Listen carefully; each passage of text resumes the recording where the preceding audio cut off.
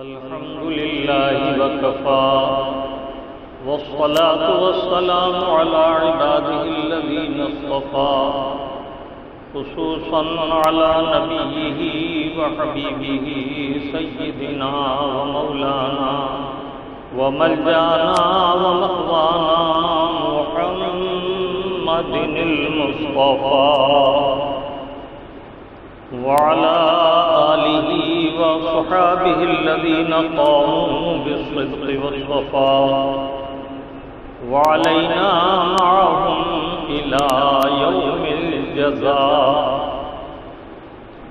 أما بعد فأعوذ بالله من الشيطان الرجيم. بسم الله الرحمن الرحيم.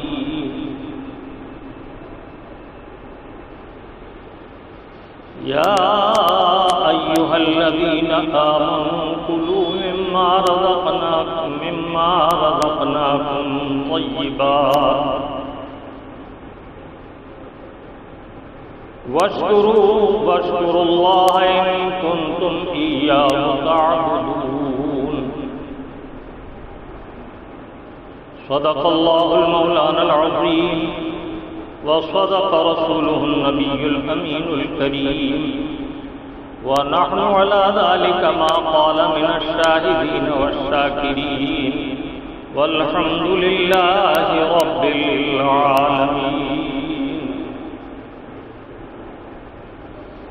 بلغ العلا بكماله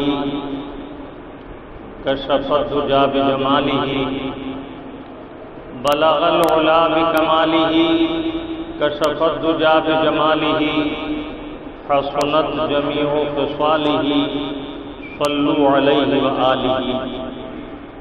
حبیبی یا رسول اللہ، فرش والے تیری شوکت کا علو کیا جانے، فرش والے تیری شوکت کا علو کیا جانے.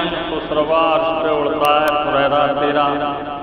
سب سے پہلے انتہائی ادب و محبت کے ساتھ درود پاک کی نظر عقیدت پیش کیجیے. اللہم صلی علی سیدنا و شفیعنا و نبینا و مولانا محمد وعلی آل سیدنا و مولانا محمد کما تحب و ترضا بأن تصلی علیک صلاۃ و سلام علیک یا سیدی یا رسول اللہ.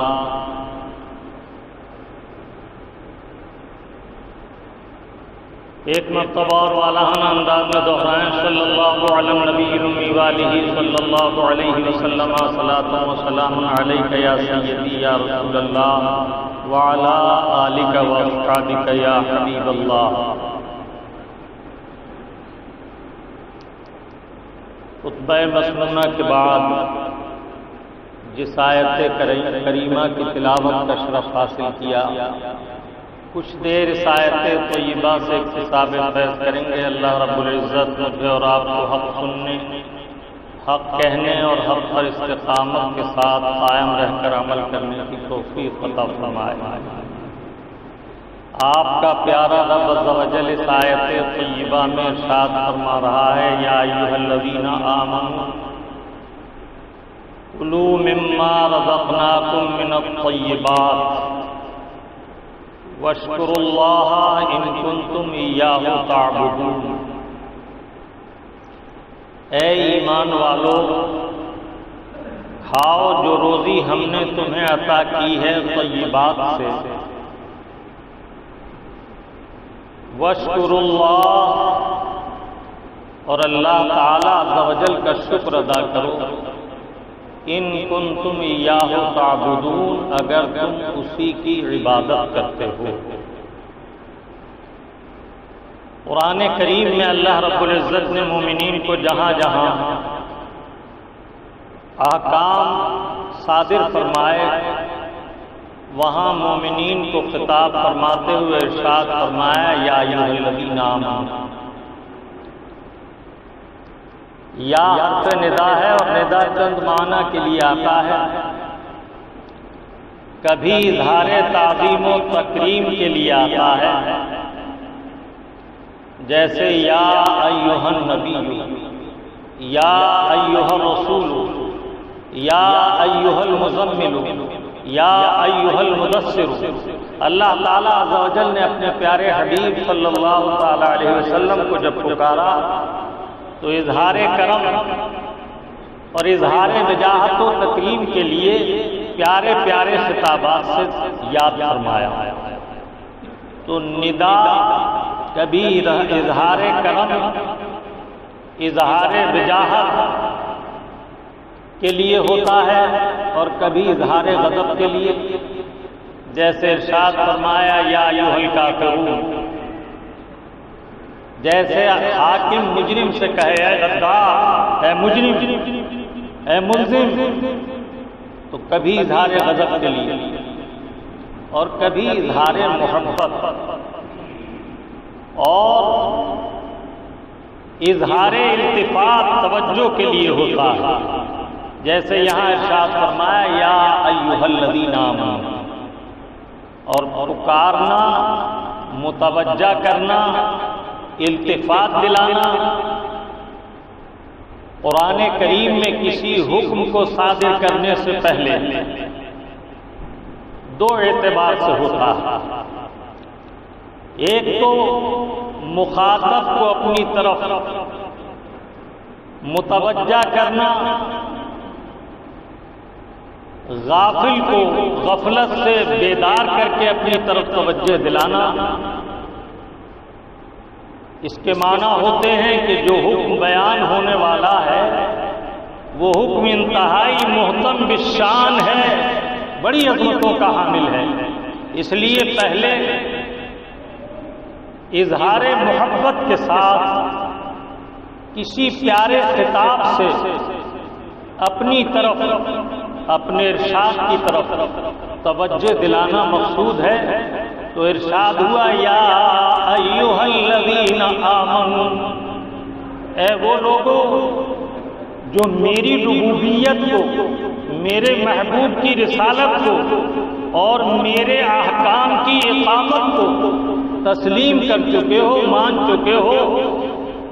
گویا یہ حکم عام نہیں ہے بلکہ یہ خاص حکم ہے جو مومنین کے لیے کیا جا رہا ہے، عام لوگوں کے لیے نہیں. عام لوگوں کو کہا جائے گا یا ایھا الناس، اے لوگوں، اعبدوا ربکم، اپنے رب کی عبادت کرو. تو اس عبادت سے مراد پہلے انہیں اپنی الوہیت کا اقرار کرانا اور اس کے بعد حکم عبادت دینا.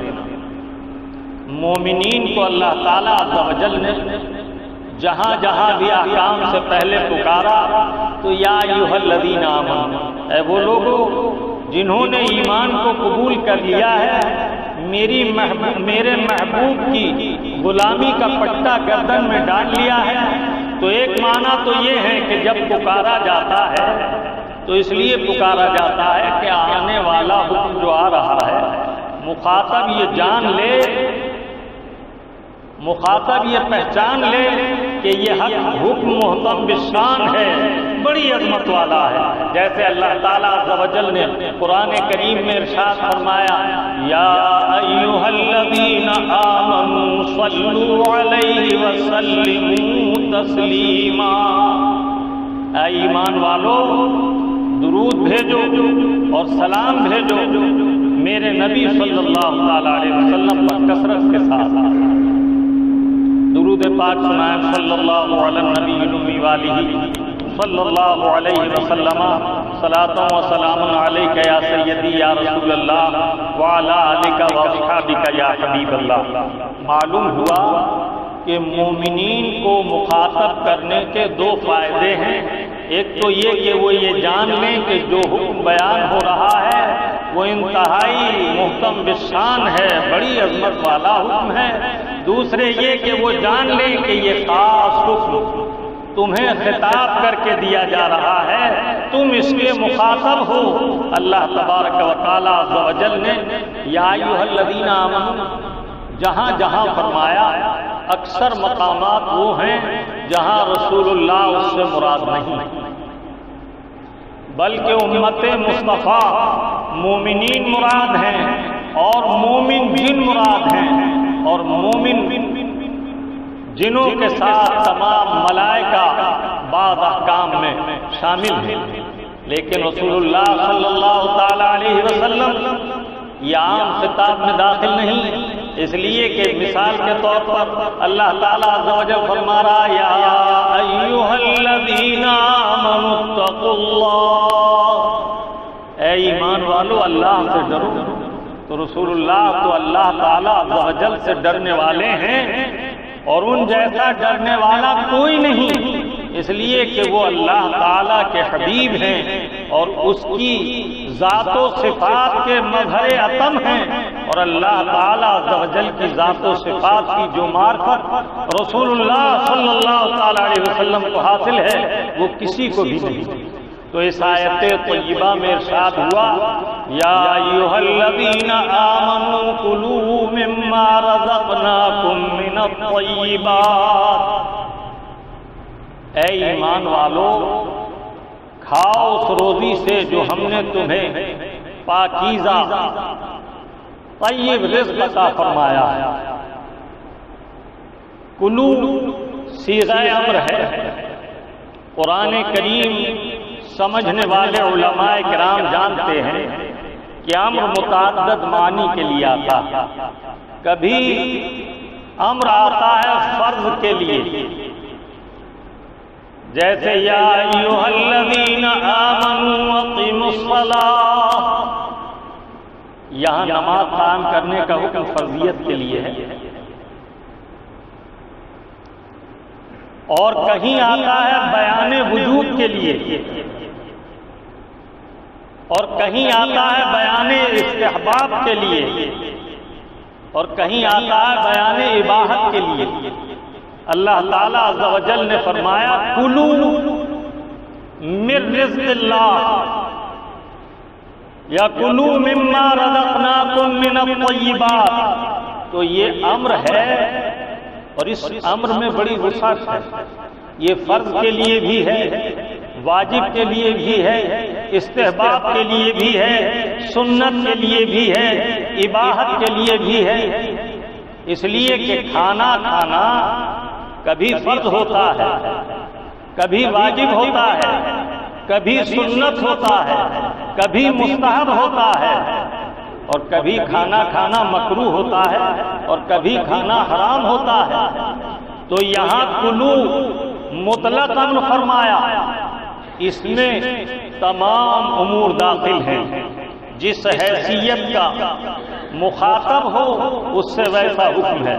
کھانا کھانا فرض ہے، اس قدر کھانا جس سے زندگی قائم رہے، انسان کی زندگی کے لیے کھانا پینا انتہائی ضروری ہے، تو اس قدر کھانا جس سے انسان کی زندگی قائم رہے یہ فرض ہے مسلمانوں پر۔ معلوم ہوا گھر میں نوجوانوں کا ناراض ہو کر کھانا چھوڑ دینا اور بھوکا رہنا یہ حرام ہے، اس لیے کہ ان میں کمزوری اور نقاہت آئے گی۔ ہمارے وہ نوجوان جو غصے میں گھروں میں کھانا چھوڑ دیتے ہیں اور غصے کی وجہ سے باہر بھی نہیں کھاتے پیتے، انہیں جاننا چاہیے کہ یہ ان کا کھانا ترک کرنا حرام ہے۔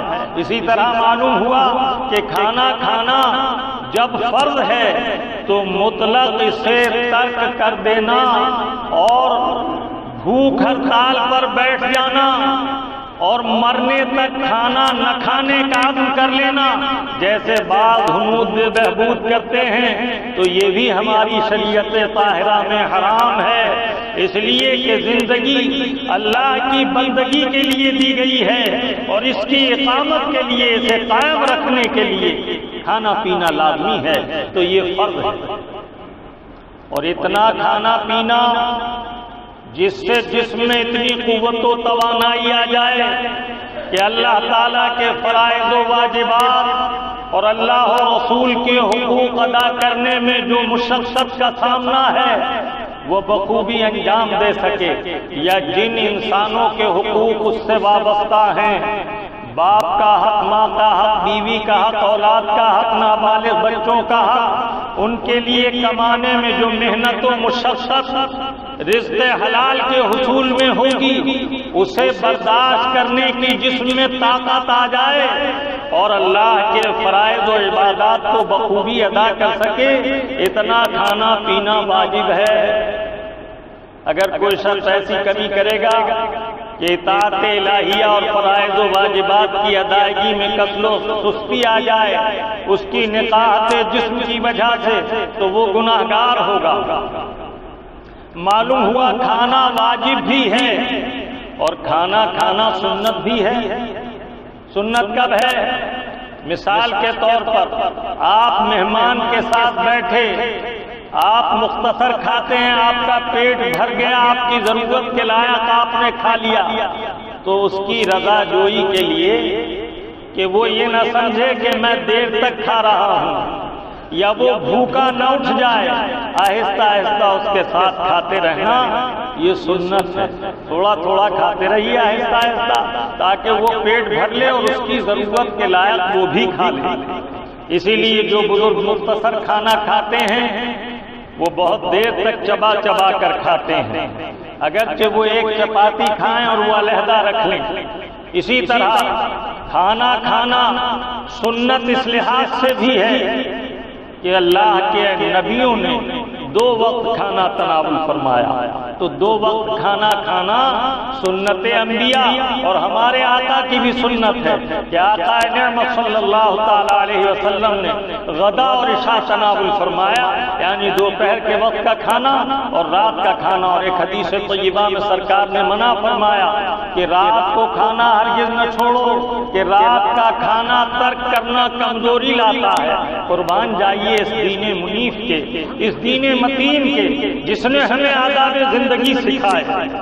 بے شمار حمد و ثنا ہے اس معبود حقیقی کے لیے جس نے ہمیں کھانے پینے، شادی بیاہ، اٹھنے بیٹھنے، چلنے پھرنے، جینے مرنے کے آداب اور خوشی غمی کے آداب سکھائے۔ اور ہزار ہزار درود اس احمد و محمود محمد مصطفیٰ صلی اللہ تعالی علیہ وسلم پر جس نے ہمیں دنیا اور آخرت کے تمام خطرات سے آگاہ فرما کر زندگی کے وہ آداب سکھائے جس سے ہمارے دونوں جہان آراستہ ہوں اور دونوں عالم کی صلاح و فلاح ہمیں ملے۔ آیت طیبہ تلاوت کریں، یا ایھا الذین آمنوا کلوا مما رزقناکم من الطیبات، اے ایمان والو کھاؤ اس روزی سے، اس رزق سے جو تمہیں ہم نے حلال رزق دیا ہے۔ من طیبات اور رزقناکم سے مراد روزی ہے، رزق ہے۔ روزی کسے کہتے ہیں؟ روزی ہر وہ چیز ہے جس سے انسان اپنی زندگی میں استفادہ کرتا ہے، اور جس نعمت الہیہ سے بندہ فیض اٹھاتا ہے وہ اس کا رزق ہے، وہ اس کی روزی ہے۔ مثال کے طور پر آپ لباس سے جسم ڈھکتے ہیں، یہ روزی، یہ اللہ کا رزق ہے۔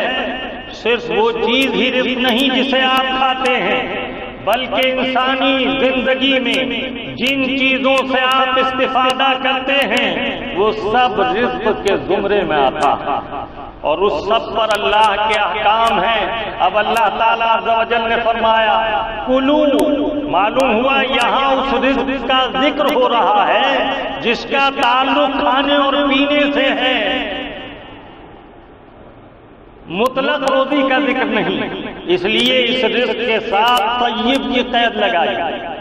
معلوم ہوا رزق 2 قسم کا ہے، ایک رزق طیب ہے، ایک رزق خبیث ہے۔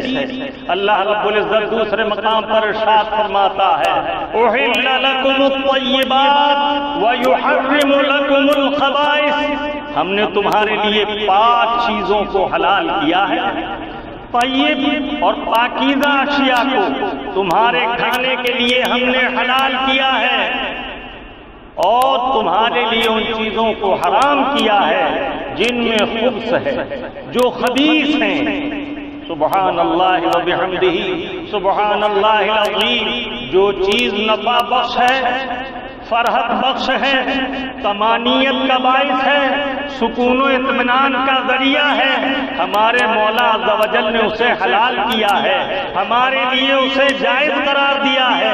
اور جو چیز خود سے باطن رکھتی ہے، جس میں خرابی ہے، جس میں امراض ہے، جس میں نجاست ہے، ان چیزوں کو اللہ نے ہمارے لیے حرام قرار دیا۔ سبحان اللہ وبحمدہ سبحان اللہ العظیم۔ اب رب تعالیٰ کا ارشاد سنیے، اے ایمان والو، جو رزق ہم نے تمہیں دیا اس میں سے کھاؤ پاک چیزوں کو، پاکیزہ چیزوں کو۔ سبحان اللہ۔ معلوم ہوا جو چیزیں خبیث ہیں، جو چیزیں مردار ہیں، جو چیزیں حرام ہیں، انہیں ہرگز نہ کھاؤ، کہ اللہ تعالیٰ عز و جل نے طیبات کو حلال کیا ہے، خبائث کو حرام کیا ہے، اور تمہیں حکم دیا جا رہا ہے کلوا مما رزقناکم من الطیبات، جو ہم نے تمہیں روزی دی ہے، جو رزق دیا ہے، جو اس میں طیب چیزیں ہیں انہیں کھاؤ۔ اب یہ طیب ہونا بعض میں تو ذاتی طور پر ہے، اور بعض وہ ہیں جو ذاتی طور پر ہمارے لیے حلال نہیں۔ اسے یوں سمجھو کہ کچھ چیزیں وہ ہیں کھانے پینے کی جنہیں فی ذات ہی حلال رکھا گیا، ان کی اصل حلت ہے، جیسے تمام میوے جات، تمام فروٹ، یہ سب چیزیں ہمارے لیے حلال ہیں۔ تمام اناج جو کھائے پیے جاتے ہیں، مکئی ہو، باجرہ ہو، جوار ہو، ارد ہو، ارہر ہو، مسور ہو، مونگ ہو، یہ سب حلال ہیں۔ پھر جانداروں میں اللہ تعالیٰ عز و جل نے دو چیزیں ہمارے لیے مردار بھی حلال رکھی، کہ اگر ان پر موت طاری ہو جائے تب بھی وہ تمہارے کھانے کے لیے حلال ہیں، ایک ٹڈی اور ایک مچھلی۔ اگر ٹڈی میں بو آ جائے یعنی وہ سڑ جائے تو اب سڑنے کی وجہ سے اسے نہ کھایا جائے گا۔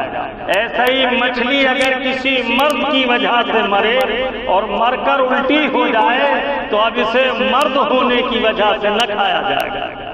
کچھ عرصے پہلے مچھلیوں میں مرض آیا تھا، ظاہری جسم میں زخم ہو گئے، تو جب وہ مرتی تو الٹی ہو جاتی اور پھول جاتی تھی۔ ایسی مچھلی نہیں کھائی جائے گی، لیکن جو مچھلی مر جائے لیکن اس میں کوئی قبح یا خرابی نہ آئے، یا ٹڈی مر جائے تو وہ بعد مرنے کے بھی حلال ہے۔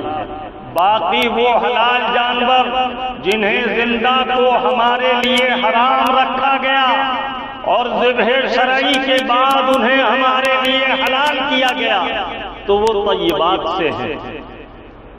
مثال کے طور پر ایک بیل ہے جس کا ٹاٹ اگر کاٹ لیا جائے تو وہ زندہ رہے گا، لیکن زندے کا کوئی عضو کاٹ کر کھانا حرام ہے۔ یہ تمہارے لیے حلال نہیں، کیوں؟ اس لیے کہ اللہ تعالیٰ نے اس کی اصل حرمت رکھی ہے۔ یہ جاندار ہے، اس کے جسم میں جان ہے، اس کے بھی تم پر کچھ حقوق ہیں، ایسے اسے ایذا نہیں دی جا سکتی۔ ہاں اگر تمہیں حلال جانور کا گوشت کھانا ہے تو شرعی طریقے پر اسے ذبح کرو، اس طرح کہ اس کے ہاتھ پاؤں باندھ کر قبلہ رخ لٹاؤ اور تیز چھری سے بسم اللہ اللہ اکبر پڑھتے ہوئے اسے ذبح کرو۔ لیکن اس ذبح کے ساتھ سب سے پہلی شرط یہ ہے کہ ذبح کرنے والا مومن صحیح العقیدہ مسلمان ہو، چاہے مرد ہو یا عورت۔ معلوم ہوا کہ اگر بد مذہب بے دین نے ذبح کیا تو یہ باوجود اس کے کہ بسم اللہ اللہ اکبر پڑھی گئی، بسم اللہ کہی گئی، لیکن حلال نہ ہوگا، اس لیے کہ ذبیحہ معتبر ہے مومن کے ہاتھ کا۔ اب اللہ تعالیٰ عز و جل کا ارشاد کلوا مما رزقناکم من الطیبات، کھاؤ سے جو ہم نے تمہیں رزق دیا ہے طیبات سے۔ معنی یہ ہوئے کہ یہ اگرچہ زندہ حلال نہ تھا، اس کی اصل حرمت تھی۔ شرعی طریقے پر ذبح سے شرائط شرعی پائی جانے پر اس کا خون اس کی رگوں سے بہہ جانے کے بعد یہ پاک ہو گیا اور طیبات سے ہو گیا۔ اور اگر اسے ذبح کرنے والا بے دین تھا، کسی بت کے استھان پر کسی اہل کفر نے ذبح کیا تو ہرگز یہ حلال نہیں۔ ہاں، اللہ تعالیٰ نے جس جانور کو پیدا کیا وہ اللہ تعالیٰ عز و جل کی مخلوق ہو کر احکام شرع میں اس کے احکام کا تابع ہے۔ کسی نے بکرا بت کے نام پر چھوڑ دیا، گائے یا بھینس چھوڑ دی، تو یہ جانور محض نام پر چھوڑ دینے سے مطلق حرام نہیں ہو گئے۔ اگر انہیں اللہ کے نام پر ذبح کیا جائے گا تو یہ حلال ہو کر طیب ہو کر قابل عقل ہوں گے، کھانے کے لائق ہوں گے۔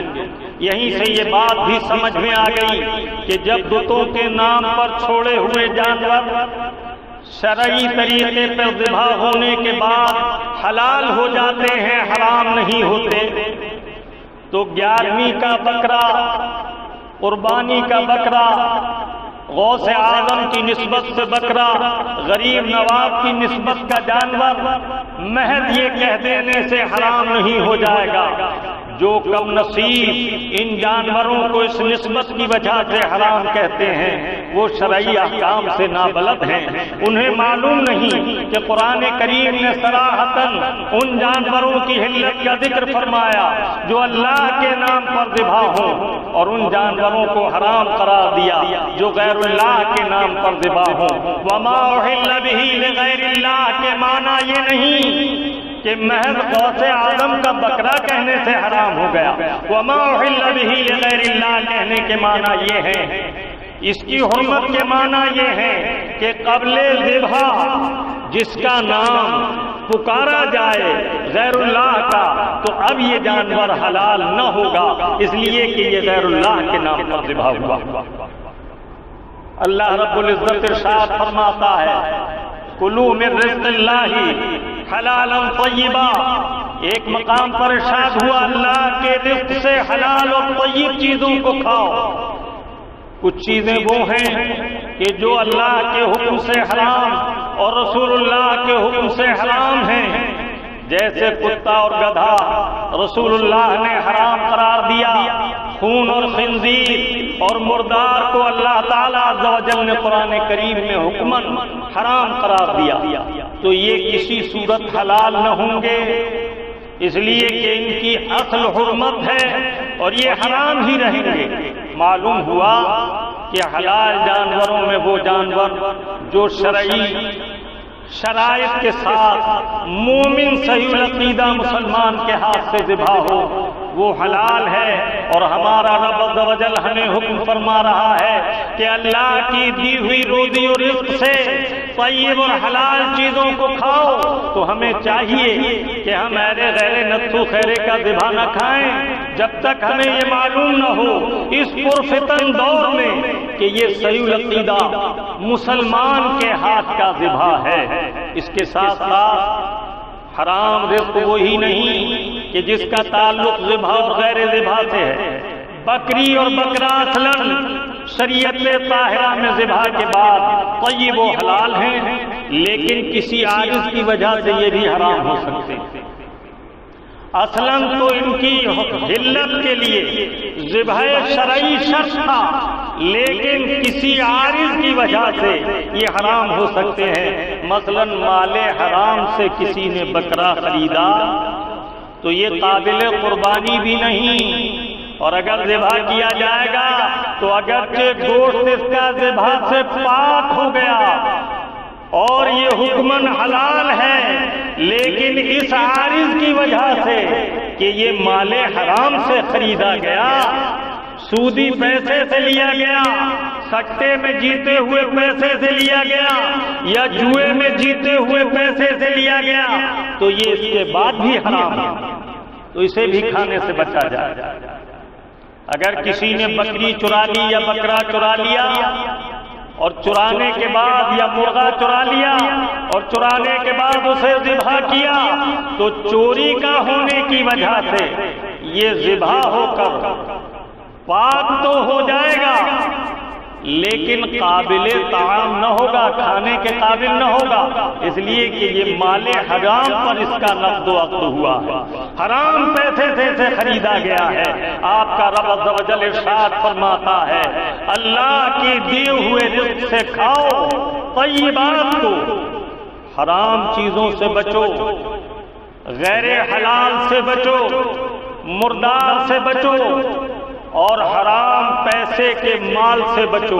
میرے آقا صلی اللہ تعالی علیہ وسلم کی بارگاہ میں صحابی رسول حضرت سیدنا سعد ابی وقاص رضی اللہ تعالی عنہ حاضر بارگاہ ہوئے، کچھ دیر حاضر بارگاہ رہے، مجلس میں حاضر رہے، سرکار دعا سے متعلق تذکرہ فرما رہے تھے۔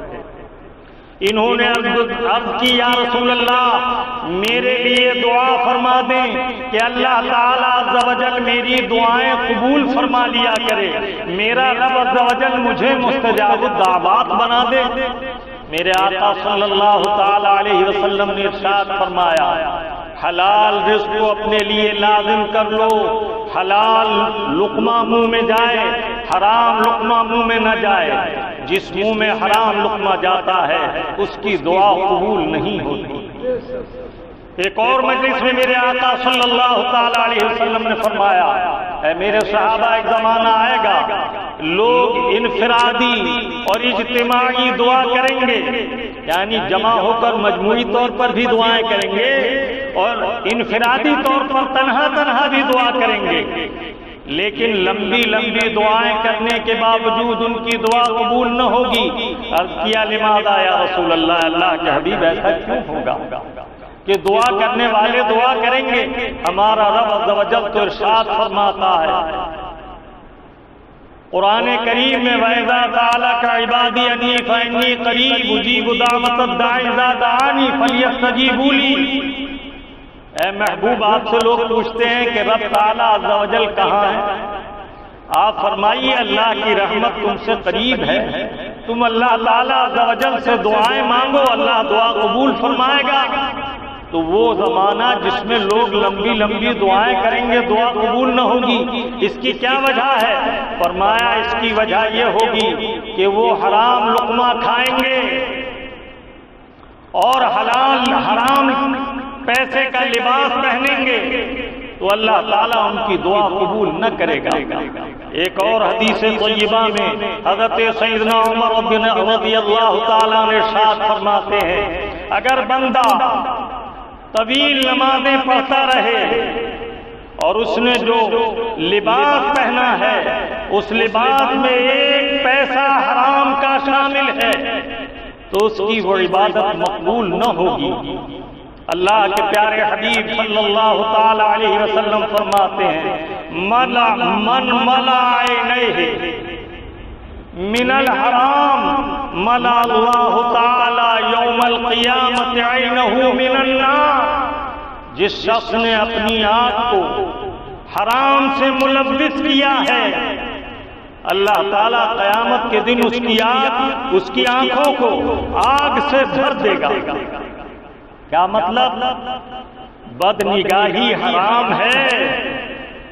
آج کل تو فیشن یہ ہو گیا ہے کہ اگر ہماری ماں بہنیں کسی تقریب میں جائیں اور گھر سے برقع پہن لیں کسی وجہ سے لوگ لجا کے لیے، تو جب دعوت میں جاتی ہیں تو چند تر لقموں کے لیے برقع اتار دیتی ہیں اور کھانا کھلانے والے نوجوان انہیں کھانا کھلاتے ہیں اور ان کا گلا اتنا بڑا ہوتا ہے کہ نصف سینہ کھلا رہتا ہے، پیٹھ کی طرف سے اتنا بڑا گلا ہوتا ہے کہ آدھی کمر کھلی رہتی ہے۔ خوب یاد رکھو، ان ماں بہنوں کو بتاؤ کہ قیامت کے دن یہ جسم آگ سے داغا جائے گا اور اللہ تعالیٰ عز و جل ایسی کسی عورت کی عبادت قبول نہیں کرتا جس کے جسم کے کسی عضو کا چوتھائی حصہ ایک رکن میں کھلا رہے۔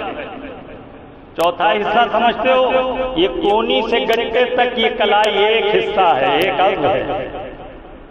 عورت کے لیے فرض یہ ہے کہ وہ اس گٹے سے لے کر پورا جسم ڈھکے اور پاؤں کے گٹوں سے لے کر پورا جسم ڈھکے، اور غیر مردوں کے سامنے چہرہ کھولنا بھی جائز نہیں، خوف فتنے کی وجہ سے یہ بھی حرام ہے۔ ہاں ایسی بوڑھی ضعیف عورت کہ جو شیخ فانی ہے، عافیہ ہے، اگر وہ چہرہ کھولتی ہے اور سر ڈھک کر وہ کسی سے کلام کرتی ہے تو اس میں حرج نہیں، لیکن تقویٰ یہ ہے کہ وہ بھی محتاط رہے۔ اللہ تعالیٰ عز و جل خیر کی توفیق عطا فرمائے۔ تو اب ان ماں بہنوں کی نماز کا کیا حکم ہے کہ جن کا گلا اتنا بڑا اور دوپٹہ اتنا باریک کہ بالوں کی رنگت صاف نظر آئے، ایسے دوپٹے سے نماز نہیں ہوتی جس میں بالوں کی رنگت نظر آئے۔ کھانے پینے کا ذکر کیا، ہمارے معاشرے میں آج بے راہ روی کا حال یہ ہے کہ ہم ہر معاملے میں قابل مذمت ہو گئے ہیں، اور اللہ تعالیٰ عز و جل ہمارے حال پر اس لیے مہربانیاں نہیں فرما رہا اور آزمائشوں میں چھوڑ دیے گئے ہیں، غیروں کو ہم پر مسلط کر دیا گیا ہے کہ ہم اس کے فرمان سے غافل ہو گئے ہیں۔ اللہ تعالیٰ عز و جل ہمیں اور آپ کو اپنی اطاعت کی توفیق عطا فرمائے۔ اللہ رب العزت ارشاد فرما رہا ہے، یا ایھا الذین آمنوا کلوا مما رزقناکم من الطیبات، اے ایمان والو کھاؤ اس رزق سے جو روزی ہم نے تمہیں دی ہے، طیبات پاکیزہ چیزیں۔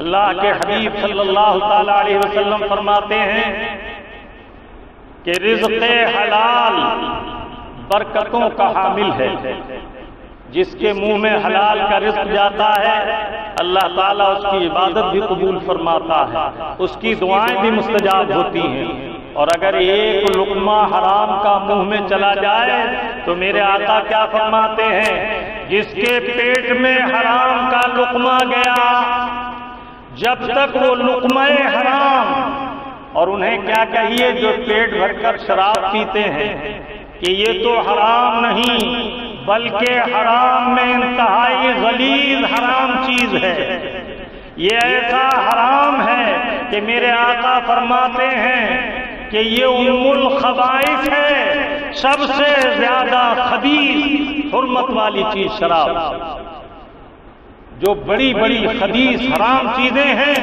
ان میں اس کا شمار ہے۔ اگر شرابی شراب کی حالت میں مر جائے جہنم میں ڈالا جائے گا، اور شراب پینے کی سزا بھی جہنم ہے، ایسا سخت جہنم کہ جس کی حالت کے بارے میں حدیث طیبہ میں ہے، آگ کے صندوق میں بند کیا جائے گا، پھر اس صندوق کو دوسرے صندوق میں بند کیا جائے گا، اسی طرح 7 صندوقوں میں بند کر کے اس گہرائی میں ڈالا جائے گا جس سے خود جہنم بھی پناہ مانگتا۔ العیاذ باللہ، تو شراب پینا تو بہت زیادہ بدبلا ہے، حرام کا لقمہ جس کے جسم میں گیا، میرے آقا فرماتے ہیں جو لقمہ حرام سے جسم بنتا ہے اس کی طرف آگ ایسے جھپٹتی ہے جیسے پیٹرول سے بھیگے ہوئے لکڑی یا کپڑے کی طرف لپکتی، اور سرکار نے ارشاد فرمایا جب تک پیٹ میں وہ لقمہ ہے اللہ اور اللہ کے فرشتے اور تمام لعنت کرنے والے اس پر لعنت کرتے ہیں، اور اللہ تعالیٰ عز و جل اس کی کوئی عبادت اس وقت تک قبول نہیں کرتا جب تک اس کے شکم میں وہ رہتا ہے۔ العیاذ باللہ۔ اب پڑھیے، اے ایمان والو اللہ کے دیے ہوئے رزق سے کھاؤ طیبات کو، واشکروا اللہ، اور اللہ کا شکر ادا کرو۔ سبحان اللہ۔ انسان اور عام جانوروں میں اللہ تعالیٰ نے جو حد امتیاز رکھی ہے وہ یہ ہے کہ انسان کو اللہ تعالیٰ نے یہ شرف عطا کیا کہ اس کی شہوات پر اس کی عقل کا غلبہ، اور جانوروں کی شہوات کا ان کی عقلوں پر غلبہ۔ معلوم ہوا کہ انہیں جو ضرورت کے لائق عقل دی گئی ہے، شہوات کا ان پر غلبہ ہوا تو وہ جہاں چاہتے ہیں جو چاہتے ہیں کر گزرتے ہیں، لیکن انسان کو یہ شرف بخشا کہ اس کی شہوات پر اس کی عقل غالب ہے۔ اور خاص طور سے توجہ کے لائق بات یہ ہے کہ اللہ تعالیٰ عز و جل نے انسان کو اس شرف سے ممتاز کیا کہ وہ پابندیوں کو اپنے اوپر لازم رکھتا ہے، اور جانور اس سے آزاد ہیں۔ جانوروں کا حال یہ ہے کہ وہ جس مادہ کی طرف چاہتے ہیں متوجہ ہوتے ہیں اور جفتی کرتے ہیں، لیکن انسان احکام کا پابند کیا گیا، اور خاص طور سے مومن جو شریعت طاہرہ کے احکام کا پابند ہوا۔ میں نے انسان کو احکام کا پابند اس لیے کیا، کہا کہ عام حکومتوں کے قانون میں بھی جو چیزیں جرم ہیں ان کاموں سے انسان فطری طور پر رکتا ہے۔ اسی طرح کھانے پینے میں جانور بھی سونگھتا ہے، بدبودار چیز کو نہیں کھاتا، خراب چیز کو نہیں کھاتا۔ سب سے کمزور مخلوق کتا ہے، اللہ تعالیٰ عز و جل نے اسے یہ وصف دیا ہے کہ بغیر سونگھے وہ کچھ نہیں کھاتا، اگر کوئی زہر ملا کر ڈالے تو سونگھ کر ہی اسے چھوڑ دیتا ہے۔ تو وہ انسان کس قدر درجے سے گر گیا جس نے حلال و حرام کی پابندی شرع کو اپنے ذہن سے نکال دیا، اور جہاں جیسا مال ملا اسے لے لیا، جیسا کھانا پینا حاصل ہوا اسے کھا پی لیا۔ پھر یاد رکھو کہ مومن کو اللہ تعالیٰ نے سارے انسانوں میں شرف بخشا، کنتم خیر امت اخرجت للناس، تم بہترین امت ہو جنہیں ہم نے لوگوں میں سے چن لیا ہے۔ چنندہ امت کی شان یہ ہونی چاہیے کہ وہ ہر کھانے پینے کی چیز میں اور اقوام سے زیادہ محتاط ہو۔ ہم نے تو دیکھا ہے کہ حاکموں کے کھانے، بادشاہوں کے کھانے، وزیروں کے کھانے جب وہ کہیں جاتے ہیں تو پہلے ٹیسٹ کیے جاتے ہیں، کہیں دشمن نے اس میں کوئی مضر چیز تو نہ ملا دی۔ مسلمان کو چاہیے کہ یہ اشرف ہونے کی وجہ سے، ساری امتوں میں ممتاز اور اعلیٰ ہونے کی وجہ سے اپنے کھانے پینے میں اس سے بھی زیادہ محتاط ہو جیسے وزراء اور سلاطین ہوتے ہیں۔ اپنے کھانے پینے کی خوب پرکھ کرے، اس کے بعد کھانا پینا اختیار کرے، اس لیے کہ ظاہری زہر سے جان چلی جاتی ہے، لیکن باطنی حرمت کی وجہ سے روح و ایمان کی ہلاکت ہو جاتی ہے، اور یہ زیادہ مضر زہر ہے جو ایمان کو ضرر کا باعث ہو، جو روح کو نقصان کا باعث ہو۔ اللہ تبارک و تعالی ارشاد فرماتا ہے رزق طیب سے کھاؤ پیو اور اس کے بعد اللہ کا شکر بھی ادا کرو۔ یہ نہ سمجھو کہ نماز ہی عبادت ہے اور روزہ ہی عبادت ہے، بلکہ تمہارا رب عز و جل فرماتا ہے کسب حلال بھی عبادت ہے۔ میرے آقا فرماتے ہیں سب سے بہترین لقمہ وہ ہے جو آدمی اپنی محنت کی کمائی سے کھاتا ہے۔ سبحان اللہ و بحمدہ سبحان اللہ العظیم، اس کے بعد اپنے مولا کا شکر ادا کرو، اس لیے کہ شکر نعمت اللہ تعالیٰ کی عبادت۔ اللہ تعالیٰ جب حلال رزق عطا کرے اسے کھا کر آسودہ ہو جاؤ تو اللہ کا شکر ادا کرو۔ پھر اللہ تعالیٰ ارشاد فرماتا ہے یہ کس لیے؟ اگر تم یہ چاہتے ہو کہ تم اللہ کے عابد بندے بنے۔ نمازی بھی عابد ہے اور وہ بھی عابد ہے جو حرام کا رزق نہیں کھاتا، بلکہ نمازی ایسا عابد ہے کہ اللہ تعالیٰ عز و جل بغیر اس کی عبادت قبول نہ کرے گا جب تک یہ حرام لقمے سے نہ بچے۔ اگر عبادت کی قبولیت چاہتے ہو تو رزق حلال کھاؤ اور حرام رزق سے بچو۔ یہ جو بلائیں آج کل آ گئی ہیں کہ نیٹ کے ذریعے جوا کھیلنا شروع کر دیا گیا ہے، کوئی کوئن خرید لیتا ہے، کوئی کسی کمپنی میں پیسہ لگا دیتا ہے اور اس کے پیسے بڑھنے کی بات کہی جاتی ہے۔ یاد رکھو تجارت وہ ہے جس میں نفع اور نقصان میں اللہ پر توکل ہو، جس میں نفع کی بھی امید ہو اور نقصان کی بھی امید ہو۔ جو بے ضرر نفع ہی نفع دینے والا فارمولہ بتائے سمجھ لو یہ شریعت طاہرہ میں جائز نہیں۔ جب آپ سے کہا جاتا ہے یہ چیز خرید لو تو یہ علت اس وقت ہوگی جب آپ پیسہ دیں اور اس کے بعد جو چیز مبی آپ کو دی جائے جس کی بے کی اس پر آپ قبضہ کریں۔ یہ کیا کہ موہوم چیز بیچی گئی، میں کہوں فضا میں اڑنے والی ہما چڑیا میں آپ کے ہاتھ 1000 کی بیچتا ہوں، تو اس کی بے باطل محض ہے، شریعت طاہرہ اسے نافذ نہ کرے گی۔ عام پر اگر مول آیا ہو اور اسے کوئی بیچنا چاہے تو مسلمان کو نہیں بیچ سکتا کہ یہ بے حرام ہے۔ خوب یاد رکھو، حرام طریقے پر جو روزی کمائی جاتی ہے وہ حرام ہوتی ہے، اور اس سے اسی طرح بچو جیسے مردار کے کھانے سے بچا جاتا ہے۔ آج لوگ کہتے ہیں حضرت یہ وظیفہ پڑھا فائدہ نہ ہوا، دعا کرتا ہوں فائدہ نہیں ہوتا، ایک ہنگامہ محشر ہو تو اس کو بھولوں، سینکڑوں باتوں کا رہ کے خیال آتا ہے۔ بے پردہ جوان لڑکی کندھے سے کندھا ملا کر بغیر برقعے کے چست پائجامہ اور ٹی شرٹ میں بازار جا رہی ہے اور دعا کرتا ہے، وظیفے پڑھتا ہے، یہ وظیفہ منہ پر مار دیا جائے گا، یہ دعا کبھی قبول نہ ہوگی، اس لیے کہ اللہ کے حبیب کا فیصلہ فقہائے کرام نے سنا دیا، دیوس من لا یغار عن محرمہ وامرأتہ، جو اپنی عورت اور اپنی محارم عورتوں کے بارے میں غیرت نہ کرے ایسا شخص دیوس ہے، اور دیوس کا کوئی عمل قبول نہیں ہوتا۔ اب یہ پوچھنے کی کیا ضرورت کہ دعا قبول نہیں ہوتی؟ قرآن وہی، اللہ کا وعدہ حق اور رسول اللہ کا پیغام سچا، لیکن ان شرائط پر تو عمل کرو جو شرائط ہیں۔ اگر کوئی شخص اپنی عورت کے بے پردہ رہنے پر راضی ہے تو یاد رکھے کہ اس کی نماز اس وقت تک قبول نہ ہوگی جب تک وہ اس قدر جتنی اس میں طاقت ہے اسے پردے کے لیے سمجھا کر پردے کا پابند نہ کرے۔ کلکم مسئول عن رعیتہ، کلکم مسئول، ہر ایک تم میں سے، کلکم راعٍ، تم میں سے ہر ایک حاکم ہے، وکلکم مسئول عن رعیتہ، اور اپنی رعیت کے بارے میں ہر ایک جواب دہ ہوگا۔